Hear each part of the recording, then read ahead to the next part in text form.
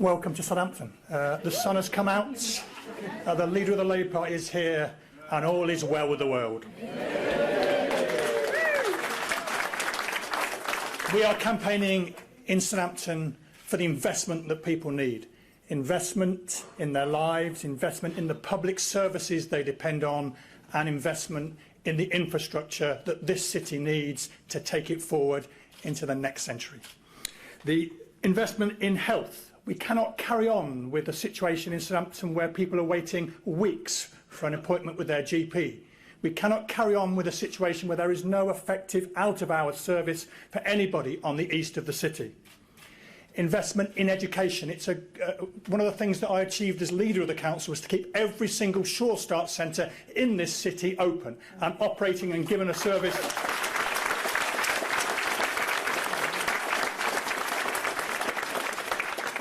for the families that need it. But we need investment in our schools, some of which are desperate for more resources, so they can do the best job they can for the children and families that we care about.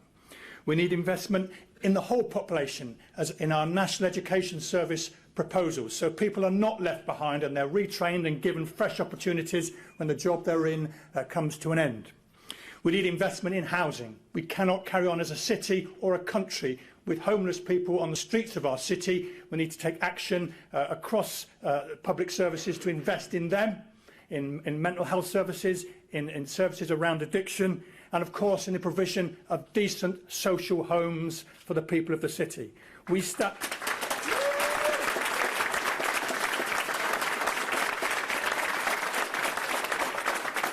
stand ready here in Southampton as a Labour Council to build those homes. That our fair share, and we've done a little calculation, is 4,000 new council homes for Southampton, which will do a big thing in giving people a secure home to live in and a decent place to build a life around. We need investment, of course, in climate change, and I'll put that in three categories. Not only do we need to invest in people's homes, insulation, solar panels, ground source heat pumps, but we need to invest in the environment. We need to invest in those magic machines that suck carbon dioxide out of the atmosphere. We need to build up lots of more trees, plant over 1 billion trees in this country, and we as a city stand ready to take our part in that. And we need investment in our infrastructure. Anybody can look out the windows behind us, can see how high the tide is today. Unless we build flood defences for this part of the city, and we build them soon, this stadium may be underwater next time you visit it. And of course, this stadium is at the centre of Southampton life. The football club is part of our community. And another institution that we love, certainly in the Labour Party in the city, is of course Jenny Formby, who's been here for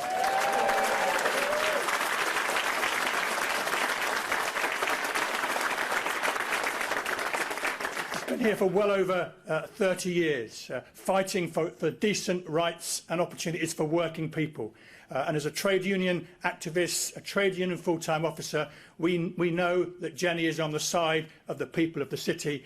And I'm delighted to bring her to the platform to welcome, to say a few words and introduce our principal speaker. Thank you.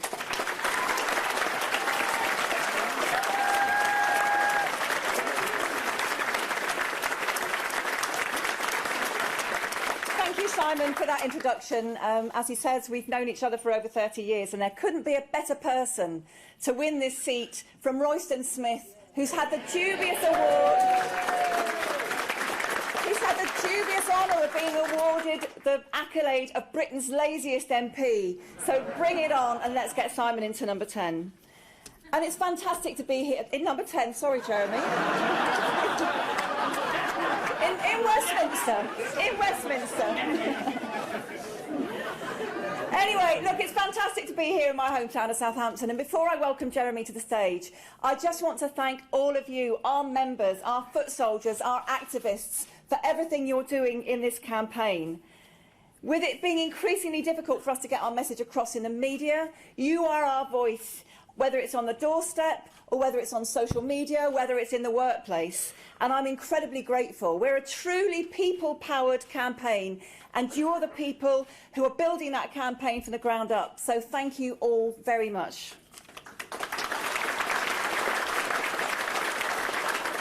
But moving on to why we're here today, Britain's green industrial revolution is obviously massively important for the future of our country, for the environment, for our economy, for jobs. So it gives me huge pleasure, and it's a massive honour for me to be here today to introduce the most decent, honest and inclusive man that I know, the next Prime Minister, Jeremy Corbyn.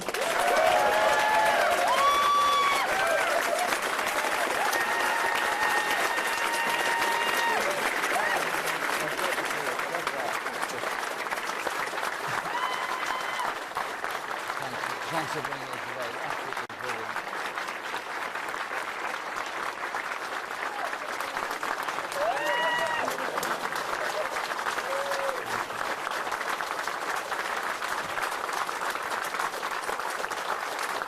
Thank you. Thank you so much for all being here this morning, and I'm sorry if we're slightly late starting. We were in Falmouth last night and we stayed in Exeter and then came here this morning, and I have to say I just love Dorset, travelling through it. It's an utterly beautiful place, and I've always enjoyed cycling through it as well. And can I also say a big thank you to Southampton Football Club for giving us the space this morning. And as an Arsenal supporter, all the best and good luck. But just remember, when you play Arsenal, should we just settle for a draw and be done with it? So thanks very much for that. And also, thank you very much to all of you for being here today. All of you that have worked so hard on Extinction Rebellion, and all of you that have educated a whole population and a whole generation, and indeed on a world scale educated the whole world, that we cannot just be any longer complacent about issues facing the environment. And that's mainly what I want to talk about this morning. I also want to thank Simon for what he just said, because he is somebody that loves, knows, understands and will be a brilliant representative for this city in Parliament, because he's totally grounded in it. And when he says 4,000 council houses for Southampton, that's exactly what has to be done. We cannot go on with the housing crisis there is at the present time. And that is what a Labour government will do. And also I want to say a huge thank you to Jenny Formby. As you know, she's been through hell and high water in a terrible place. Anyone going through cancer is going through a difficult place. But it's a measure of Jenny that 2 weeks ago she was phoning me. She said, "Ring me quickly, please," texting me. And I said, "Of course," and I rang her straight away. She was concerned about somebody else going through cancer and wanted me to send a message to them to wish them well. That's a measure of what Jenny Formby is about.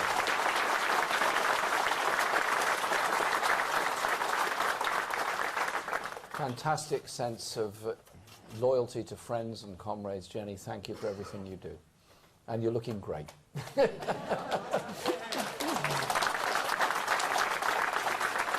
Now, it would be remiss of me to begin without saying a few words about President Trump and his friend Boris Johnson.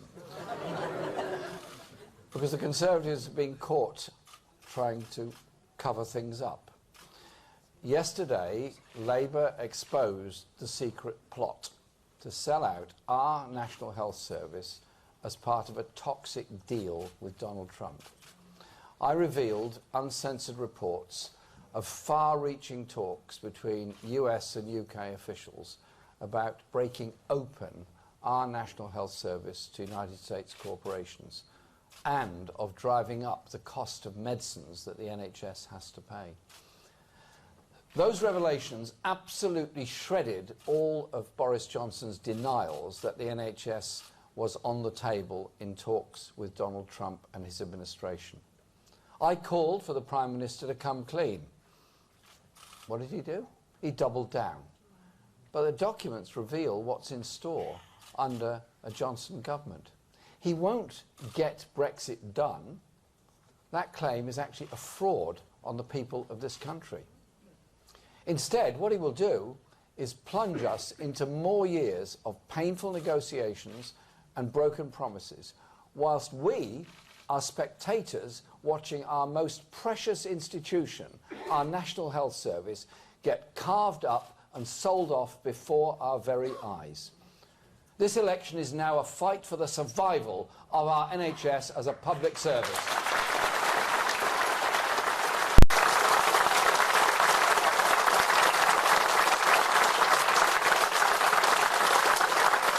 public service that we are proud of, that puts patients before profits, that treats people irrespective who they are, what income they have or anything else. A health service free at the point of need. So, you can vote Conservative to sell out our NHS, or vote Labour to save our NHS. The choice is very clear.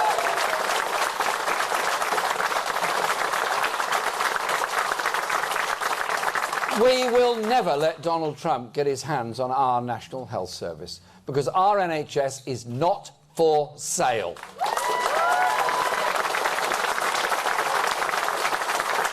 But the Trump deal plot is not only a threat to our health service, it's a threat to our environment too. The 451 pages of leaked text that I held up in front of the cameras show United States negotiators complaining, yes, about our controls on pesticides. They even attacked our basic rules on consumer labelling, including for controversial genetically modified crops. But one thing the US government absolutely refuses to have any discussions about is the climate crisis.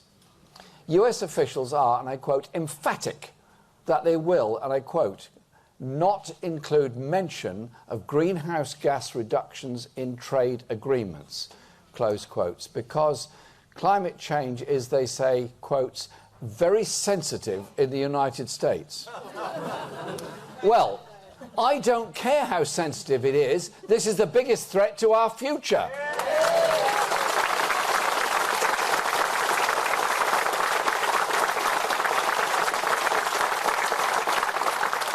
There could scarcely be more of a contrast between the complacency and denial of Trump and Johnson and the urgency of the younger generation whose future is at stake. I've been deeply moved to see school children taking part in protests in the streets about climate breakdown. And I'm pleased that we have some of the climate strikers here with us today. Thank you so much for coming, and thank you for all that you do.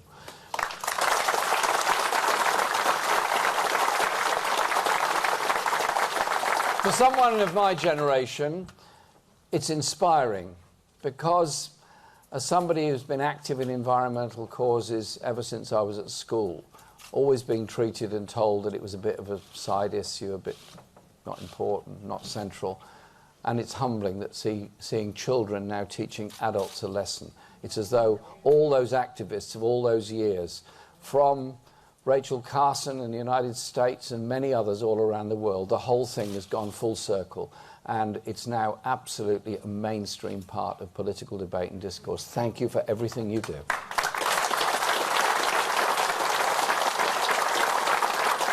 And I'm proud that Labour has responded, leading the British Parliament to become the first in the world to declare a climate and environment emergency, because we can see the effects of the emergency all around us. Recent floodings in Yorkshire and East Midlands have tragically brought that home with the death of Annie Hall.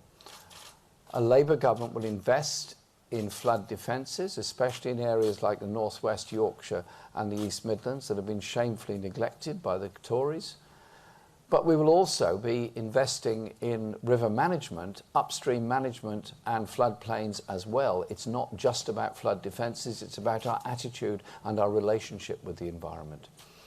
The reality is, this election is our last chance to tackle the climate and environment emergency.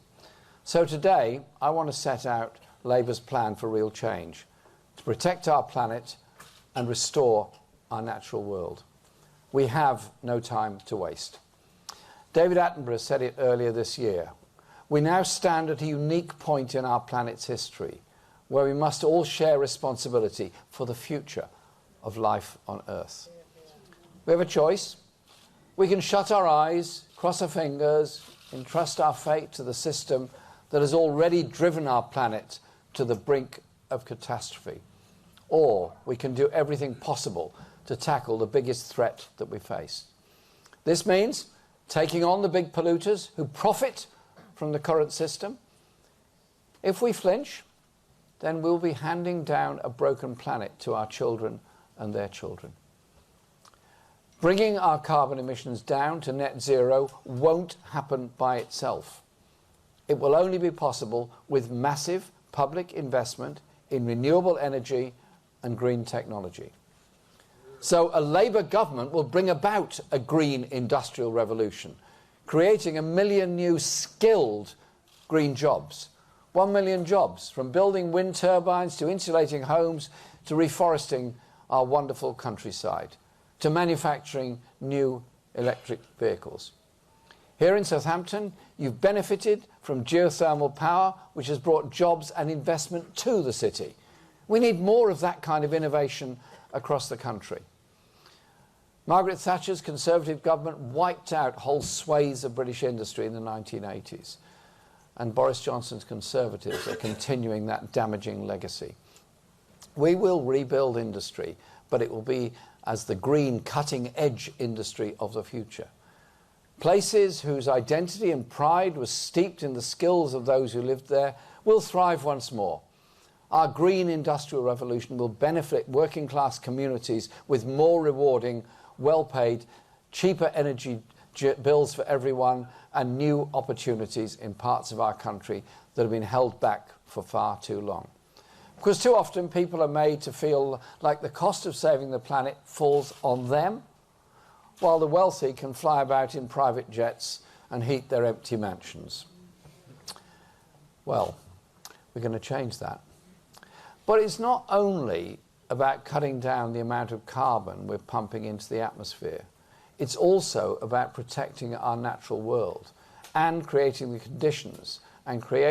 conditions for it to flourish. So today, we're publishing Labour's Plan for Nature. And as the centrepiece of that plan, we have a very exciting announcement. A Labour government will create 10 brand new national parks.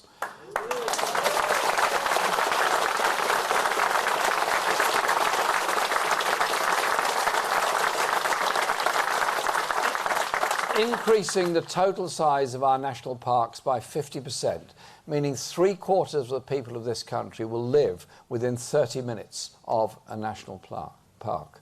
We'll consult widely on the exact locations of the parks, but there are some obvious candidates.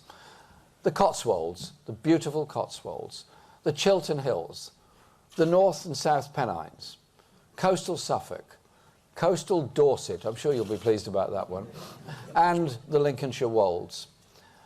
A new authority will be tasked with ensuring the parks help tackle the climate crisis and restore nature and biodiversity in them. But they will also be there for leisure and for the beauty that they are. It was the post-war Labour government that created the first national parks in the wake of World War II. It was part of a radical plan to open up the best of our country for everyone, from literally all walks of life.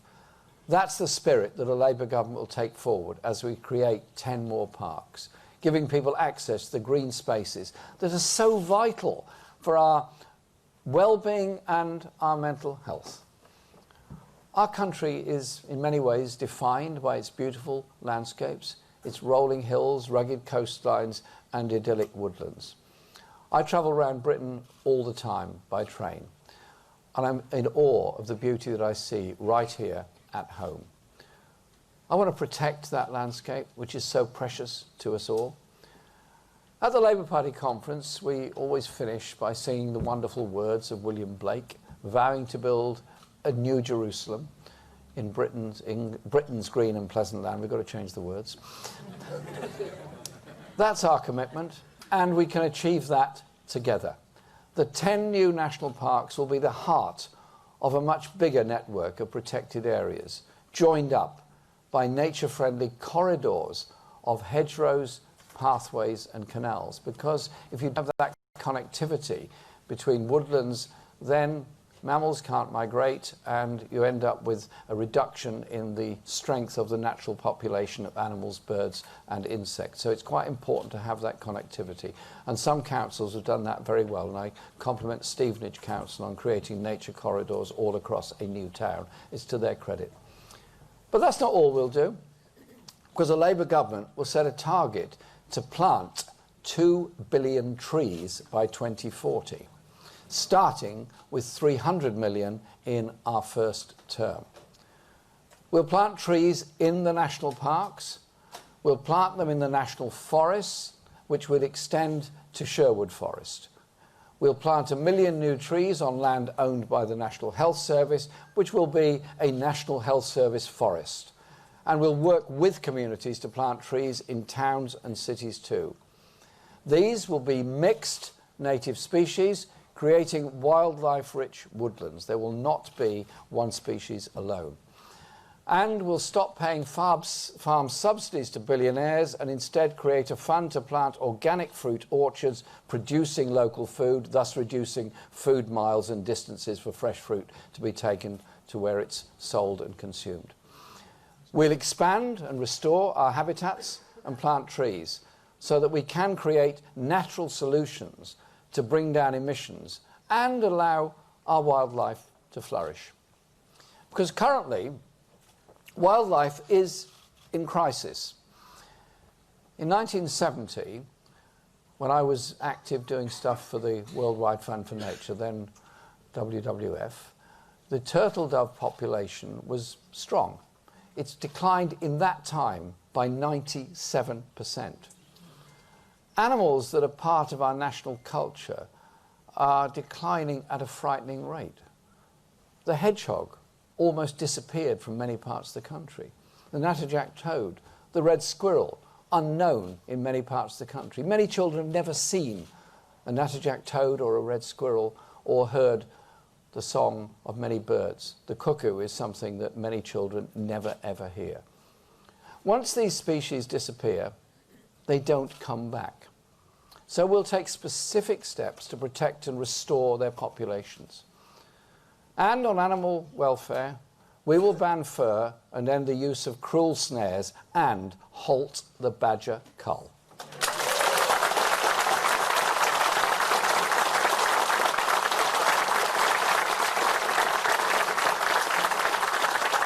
And unlike the Conservatives, you can trust that Labour will never, ever allow fox hunting to return to this country.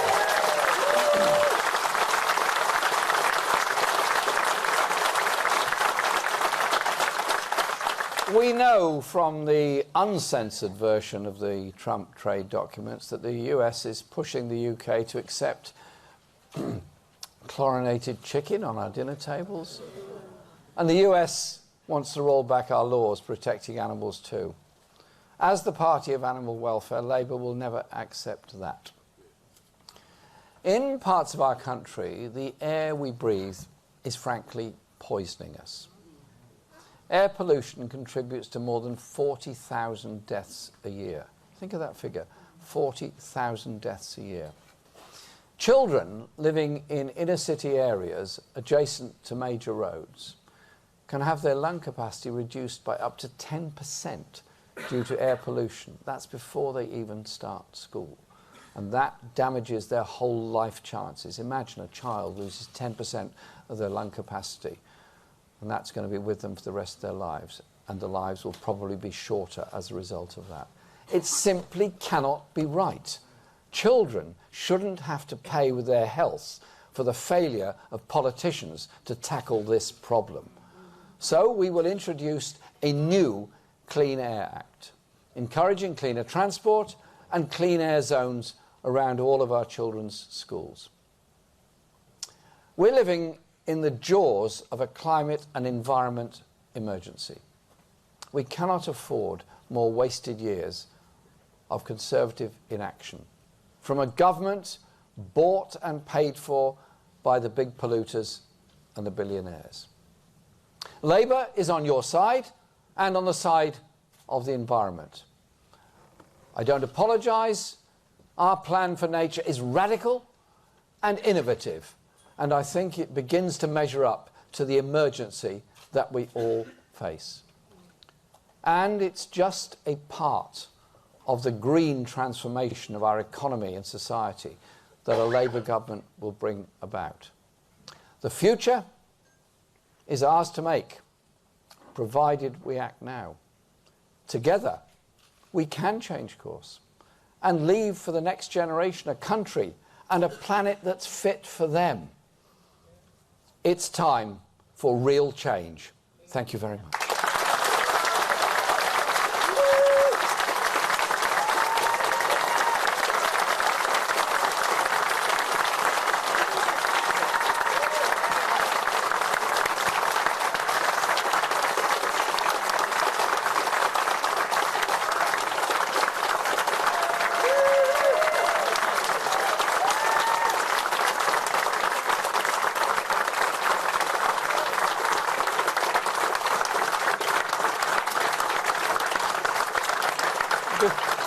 Before we take questions, this is the, it's come from the photocopier. This is a plan for nature, our manifesto for the environment.